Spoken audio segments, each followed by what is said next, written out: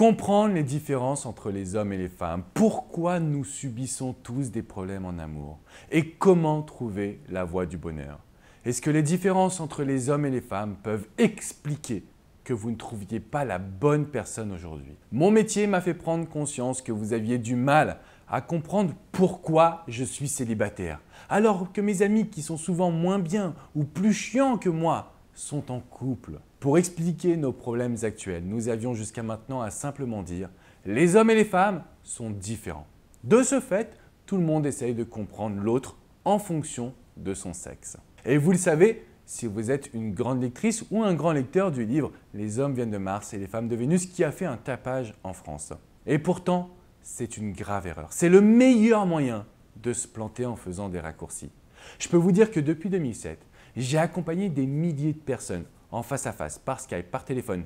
J'ai coaché des couples homosexuels qui, figurez-vous, avaient exactement la même problématique que des couples hétérosexuels. Pensez-vous vraiment, encore toujours, qu'il existe une véritable différence entre les hommes et les femmes et que cette différence qui existe, est-ce qu'elle explique maintenant aujourd'hui votre célibat?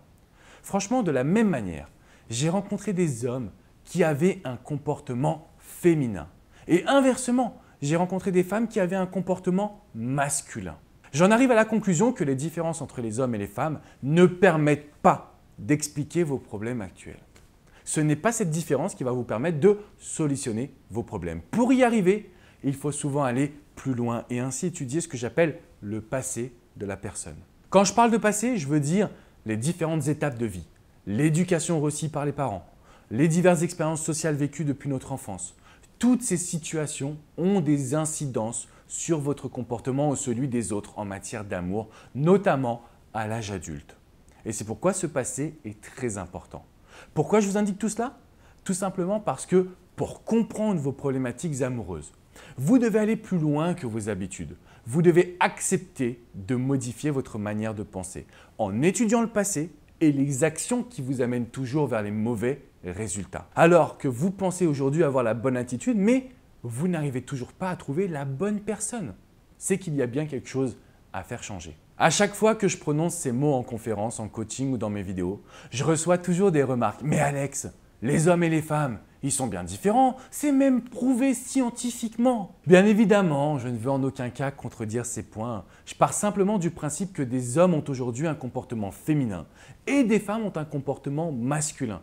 Comment s'en sortir dans ces conditions? En observant le passé de la personne, pour comprendre son attitude, cerner ses envies et besoins, tout en réussissant à créer une alchimie forte. Voici aujourd'hui le meilleur moyen de se sortir de ces différences hommes-femmes.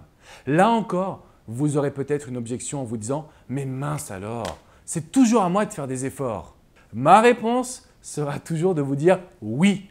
Parce que désormais, vous avez l'expérience de mes vidéos et vous n'aurez plus aucune excuse d'adapter votre comportement pour avoir plus de bonheur. Deuxièmement, ce que j'ai analysé et compris de mon expérience, c'est que plus vous adoptez le bon comportement et plus les personnes que vous courtisez ou que vous aimez vous renvoient l'ascenseur.